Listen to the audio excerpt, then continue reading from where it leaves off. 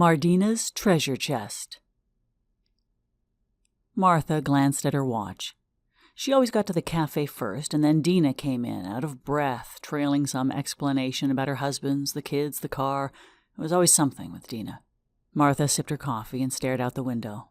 It wasn't much of a view. The Sunrise Cafe was plunked in the middle of a strip mall with a lot of vacant buildings. The hardware store and the CVS drugstore were still in business. There had been a walk-in clinic and a Michael's, both closed now. At one end of the parking lot was a pawn shop, and next to that, a payday loan place. Dina arrived along with a blast of cold air. She was wearing a red plaid shirt jacket, baggy jeans, and work boots. Her curly hair stuck out from under a knit cap with a rainbow-colored tassel. She'd cut the fingers off her gloves for dexterity, and her hands were white with cold. She sat down, rubbing her fingers together and shivering. "Sorry to be late. Car wouldn't start." "Again?" The waitress put a cup of coffee in front of Dina, topped up Martha's cup. They both ordered the special, 2 eggs and toast, $3, including coffee. "Stupid car," said Dina. "I heard that Americans are keeping cars an average of 11 years now. It used to be 7 years. I saw it on TV. "Yeah, I heard that," Martha said. "Remember new cars?" "Barely." The eggs were overcooked, and the toast was only warm bread, but Dina and Martha didn't care. They were hungry. Martha had just finished her night shift at the hospital, where she cleaned from 11 p.m. to 7 a.m. She'd have breakfast, then go home and sleep until the kids got home from school.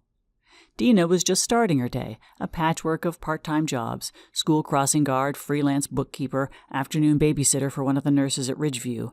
The hospital loomed over the town, encroaching on the real estate and providing a livelihood for many of the residents. Yet they'd had budget cuts too. Dina had tried and failed to get on the custodial staff herself. Once a week, the two women met to discuss their business venture, Mardina's treasure chest. It was a stupid name, they both thought, the uninspired choice of Dina's husband. But somehow, they had a following and were stuck with the name. The weird fact was Mardina's treasure chest was paying most of the bills at both households. "So," Dina said once she'd stopped shivering, "that guy who buys all the antique toys, he called me to ask about more stuff." Martha spread jelly on her toast. "You know we don't have any more stuff," she said. "I know. If we could only get our hands on the hoarder's garage." The man they called the hoarder, nobody knew his name, though he'd lived in the neighborhood for years, owned 2 houses opposite each other. It appeared that he had filled up one dwelling and was now working on the other. From the second floor of Dina's house on the cul-de-sac, she could spy on the hoarder as he traipsed back and forth, though a lot of his movements seemed to happen after dark. "Ron thinks he's got some great things in there. He's obsessed with it," Dina continued. "Thought he saw the taillight of a vintage motorcycle or something, I don't know. He's tried to talk to the guy a bunch of times, but the hoarder just hollers to go away." "Maybe we should call one of those TV shows, where they send a team to help clean out the house and sell everything," Martha suggested. "That man needs help." "Yeah, but then we wouldn't get the stuff," Dina said, and laughed at herself. Martha laughed too, but she was also worried about the inventory problem at Mardina's. "Can you get Dave to open on Saturday?" Dina asked. "Ron has to take Joe to hockey practice, and I've got a chiropractor appointment." Mardina's treasure chest was only open on weekends, operating out of a booth at the farmer's market. "Dave will have to open. I picked up a day shift, and anyway, he never does anything." Dave and Ron had both been out of work for nearly 3 years, but where Ron made the best of it, doing things with his kids, helping around the house, Dave sat around moping in a way that drove Martha nuts. "Maybe he's depressed," Dina said. Martha waved her hand. "We're all depressed," she said. "Not Ron," Dina said. It was too hot now in the cafe. Dina took off her hat and her curls frizzed up immediately. "The truth is, Ron never liked work that much. He's scared to death of being called back, no matter how much we need the money." "Well, when Mardina's treasure chest makes us all millionaires, Ron can be our CEO, Martha said. She went to pay the check while Dina dug in her pockets for the tip. Driving home, Martha tried not to look at all the vacant houses on their street. Some of the for sale signs read bank-owned or foreclosure, ugly words that dogged them all. The more fortunate families had left for wherever they could find work, Oklahoma or Iowa or someplace. The rest were living in shelters. Except for her house and Dina's, there were only 4 houses still occupied, and 2 of those belonged to the hoarder. The dog was shivering in the yard. The kitchen was a mess, and Dave was either back in bed or had never got out. Glancing in at him, Martha shuddered. Here, lying unwashed among messy bedclothes, lay the man she'd run away to marry. He was the father of her children and the love of her life, but he'd become somebody who could leave dirty dishes in the sink and a pet freezing to death outdoors. "Dave, get up! You know you have to open the store today," Martha yelled. She'd overslept. Mardina's should have opened by 10 at the latest. Outside, freezing rain was falling, the cul-de-sac glistening with ice. It was a good thing the kids didn't have to catch the bus today. "That stupid store," Dave muttered. Or anyway, that's what Martha heard. She thought she'd been holding her temper well these past weeks as her husband wallowed in self-pity, but now, without even thinking, she screamed at him. "What did you say?" she demanded. Dave sighed. "Please, Martha, I don't want to fight," he said. "You know I don't like working at that place. I need a real job." This remark only fanned Martha's anger. "A real job? Like mine, you mean? Cleaning toilets in the middle of the night and then working a day shift a few hours later? You think that's better?" "I only meant I miss my old job. The parts department. I want a real job. Like my old one." Martha was itching for a fight, but she had to leave this minute. She pulled on her coat while talking in a lowered voice. "Don't you read the papers?" she growled. "Things have changed. Jobs like that are gone, and they're not coming back." With that, she slammed the door and left. Dave got dressed and headed for Mardina's treasure chest. Hockey practice was called off, and Dina decided to cancel the chiropractor, too. They couldn't afford it anyway. So far, she and Ron had resisted applying for Medicaid. They were able to scrape funds together to cover the kids' doctor visits and the occasional checkup for themselves, although Dina was behind on hers. Anything serious would be unmanageable, but she tried not to think about that. Dina looked outside. Driving looked treacherous, but doable. "I should go to the store," she said. "We never sell anything when Dave's on duty." "It's not Dave's idea of work," Ron said. "He misses the old place." "And you don't?" "Only the money," Ron said. "Hey, don't go to the store. Dave will manage. There probably won't be any customers anyway." He moved closer and pulled his wife into a hug. "Let's go back upstairs," he whispered into her hair. Dina laughed. "You're crazy," she said. But she set down her coffee cup and followed him. At the farmer's market, most of the stalls and little shops were deserted. A few truck farmers had made it in with early asparagus and pale hothouse tomatoes. Mardina's treasure chest had a corner location opposite a woman who sold exotic birds. This morning, no bird cries emanated from her closed storefront. Next door to her booth was an old hippie who made sandals out of used tires. Dave, clutching a watery but hot cup of coffee from the Roach coach, nodded to him as he walked past. He set the coffee cup on the floor and rummaged for the keys. For the first hour, no one came by. The hippie closed his shop and left. Dave sat and read all the bad news in the paper.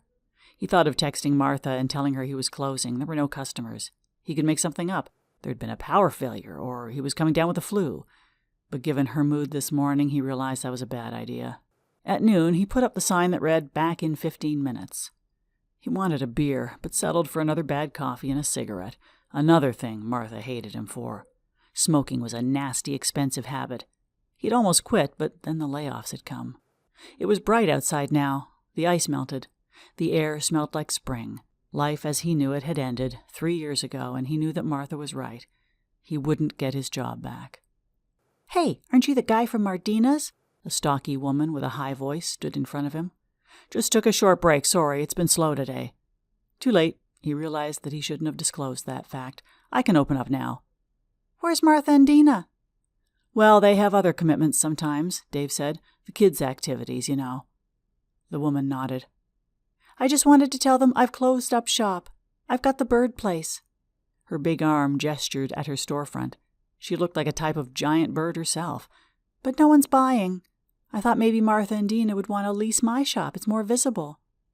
"What happened to the birds?" Dave asked, though he thought the farmer's market was better off without the noisy, stinky things. "We're moving on, the birds and me," the woman said. "I'm Agnes, by the way." "Dave," he said. They shook hands. There was no way Dina and Martha would take the birds' store space. You couldn't get rid of that smell in 100 years, but it was nice of her to offer. "I've never been married, got no kids," Agnes said. "Just the birds. It's like having kids that never grow up." She drew on her cigarette and blew smoke out of her nostrils. "So what'll you do?" "Oh, the birds will do a good business where we're going," Agnes replied. "Tourists, you know, photo ops, and sometimes people who actually want to keep birds." Dave nodded. He smoked the last of his cigarette and stubbed it out. "Well, good luck, Agnes," he said. "Thanks. I've got a box of old paintings I've been meaning to get rid of," Agnes said. "My mom said they were worth something, but I don't think so. I only kept them because I promised her. Would you want them?" It seemed ungracious to say no. Sunday mornings, Dina made Ron accompany her and the kids to church, no matter what. Ron was a good-natured non-believer. If the kids asked, he demurred. He thought Dina was right to make them go to church, if only so they'd have something to rebel against. Dave never attended church and made no excuses for his atheism to Martha, the kids, or anyone else. For him, Sunday mornings were a time of peace and quiet once his family had left for a long morning of church activities. If he were lucky, there might even be a lunch afterwards, a picnic, a youth group outing, something to prolong his solitude. But on this late winter day, Dave felt overwhelmed by depression. He put aside the Sunday paper, including the comics and the sports section. He was still exhausted, but no longer tired. Outside, the last of the snow was melting, gurgling down through the drain pipes. Spring was here for real this time. The shoebox full of bills mocked him from Martha's little desk in the corner of the kitchen. In her days as a stay-at-home mom, it had been her command center. Now the desk was just a way station, littered with flyers, overdue notices, and post-it notes. Despite Mardina's treasure chest, Martha's job, and his unemployment compensation, the numbers told him one thing. They would lose the house. Dave expected they'd receive the foreclosure notice toward the end of the school year. The process took time, possibly even a year or more, but it would happen. He'd gone as far as checking his life insurance policy. The suicide clause had expired 2 years ago. He thought about ending his life with the same analytical approach he always used. Pills would be the easiest, maybe, but how would he know what the lethal dose was? What if he just threw them up, or he survived but was brain damaged? Dave hated guns and didn't own one. Years ago, he'd turned in his dad's old unregistered revolver to a police amnesty program. It seemed that for every story of a law-abiding citizen using a gun to thwart a crime, there were 10 others of people shooting their own kids, having mistaken them for home invaders. The best option would be carbon monoxide poisoning. He could do it next Sunday morning. He would put the dog in the yard. Yes, he'd fallen asleep and left the poor animal out in the cold once. That didn't make him a monster. Thinking like this made him tired all over again. He was about to lie down for a nap when he noticed activity over at one of the hoarders' houses. A minivan pulled up and a woman in her mid-30s got out. Dave watched out the bay window as the woman approached the door. She rang the bell and waited a few minutes. She yelled something, pounded on the door, shook her head, and pulled a keychain out of her pocket. It's about time I meet this guy, the hoarder, Dave thought. They'd been neighbors for 12 years and never exchanged a word. He put Sheba on the leash and walked across the street. "Can I help?" he asked. "I'm Dave. I live across the street." He indicated the well-kept colonial he shared with Martha and the kids. "My father doesn't like company," she said. "I'm sure you've noticed." "I'm Melissa," she sighed. "If you're here about the mess, I'm sorry. My husband and I are in the process of taking care of it, but it's not easy." She opened the door. The house was the ranch version of Dave and Martha's place. Across the street was the quad-level version, the hoarder's other abode. "Is your dad afraid of dogs?" Dave asked. "I can take her back home." Sheba wagged her tail. "He loves dogs," Melissa said. "We had one when I was growing up, right here in this house, when my mom and my brother were alive. Dad," she yelled, "come to the door, please." "Go away, Melissa," came a yell from somewhere within the house. The entryway was piled up with newspapers. There was a musty smell. A narrow path snaked down the hallway. There were crashing sounds from inside. "I wasn't going to complain about the situation," Dave said. "I know it's an illness. I'm sorry to intrude." Dave's neighbor made his way to the front door. Melissa said, "Dave, this is my father, Sam." Dave extended his hand, but the man said, "Go away." "Thanks for opening the store yesterday," Martha said the next morning. "I didn't sell anything, and that bird lady has closed up. She wants to know if you and Dina want her spot." "Too stinky," Martha said. "Yeah, that's what I thought too." Martha rose with a sigh. They'd had a good night. Sex for the first time in months. "Listen, I'm sorry, but you have to open the store next week too. Dina's appointments are rescheduled for then, and I'm on days." "Just Saturday or both?" "Both, I'm afraid." "Okay," he said. Martha turned to him with narrowed eyes. You sure you don't mind? It's okay, he said. The next weekend was the kind that Michiganders live in hope of the rest of the year. A thunderstorm on Friday evening left the air washed clean. There was a pinkish sunset and a double rainbow over the shrine of the Little Flower Catholic Church. Dina and Ron came over to play cards. I met the hoarder. His name is Sam. His daughter is trying to get the house taken care of. I tried to shake hands, but he told me to go away, Dave said. I didn't know he had a daughter, Dina replied. It's a sad story. There was a son who died. The wife left and took Melissa, the daughter, with her. She hadn't seen her dad in years, Dave said. He took a sip of beer. Somebody called from the city about the houses. Melissa's arranging to get them cleaned up, move her dad to a home. It's sad, he repeated. What about all the stuff? Martha asked. Melissa said she'd open both garages tomorrow and we can have our pick, Dave said. In the morning, Dave and Ron walked across the street. Melissa pressed a remote and opened the 2-car garage piled to the rafters. There was a menacing shift in the mountain of belongings. No cars? Dave asked. Dad's is here under all this. Mom didn't drive, Melissa said. This is the older stuff, from Kurt's and my childhood. There might be some toys, but most of them are probably in our bedrooms. I can't get that far in yet. It's dangerous. Ron shook his head. This'll take weeks to sort out, he said. You're going to need more help and a dumpster. Sam appeared on the front porch. He said nothing, not even, go away. Sheba, sit, stay, Dave told his dog. That's a nice dog, Melissa said. She reminds me of Rex. Dad, doesn't she look like Rex? Rex died, Sam said. Yes, he died years ago, before Mom, but after Kurt, Melissa said. Looks like Rex, the hoarder repeated. He came down the porch steps, approached Sheba, held out his hand. The dumpster will be delivered in an hour, Melissa said. My husband's coming with a crew to help. We'll do this house first. The other one's not as bad. The eventual search would turn up a child-sized tractor from the 1940s, some Barbie dolls from the 50s in original packaging, and a few other treasures. The comic book collection was ruined. Those were Kurt's, Melissa said, looking down. There was no antique motorcycle. Martha and Dina negotiated prices for the things they could clean up and sell at Mardina's.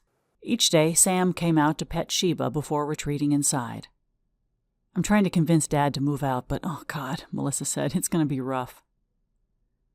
It figured, Dave thought, that his last day on Earth would be like this. Flowers were blooming, the sun was shining, and he even had customers at Mardina's treasure chest. Though the stock had been dwindling through the winter months, there were still a few choice items or cult favorites to sell, and after the long winter, customers were in a buying mood. He sold a respectable $300 worth, though he knew he'd accepted bargains lower than his wife and Dina ever would. It didn't matter now. Dave was calm as he went about closing the shop. If he felt teary, it wasn't about this place. It was about the way he'd failed his wife and family. Martha, cleaning hospital toilets instead of in her rightful place at the little kitchen desk, having to start up this store with Dina. But soon, it would no longer be Dave's concern. After Martha and the kids went to bed that Saturday night, Dave stayed up, restless. He worked his way slowly through an expensive bottle of wine they'd been saving for their anniversary. He wouldn't have a hangover, not that it mattered. Usually he liked to read, but now it seemed pointless. He took out the box of pictures Agnes had given him and started looking them up online just for something to do. At 2 a.m., he found the picture on a rare art website. It was a still life of sunflowers. A small one, not much bigger than a postcard. He figured the thing was worthless, probably a fake, but it gave him an excuse to postpone his suicide plan so that he could take it to an appraiser on Monday. He hadn't said anything to Martha until after the New York appraiser had confirmed that the painting was worth at least $50,000. At auction, they'd got a bit more. It wasn't a fortune, but it meant they could keep going a while longer. Dina and Martha said it was a miracle. Ron and Dave thought it was just good luck. Maybe it amounted to the same thing in the end.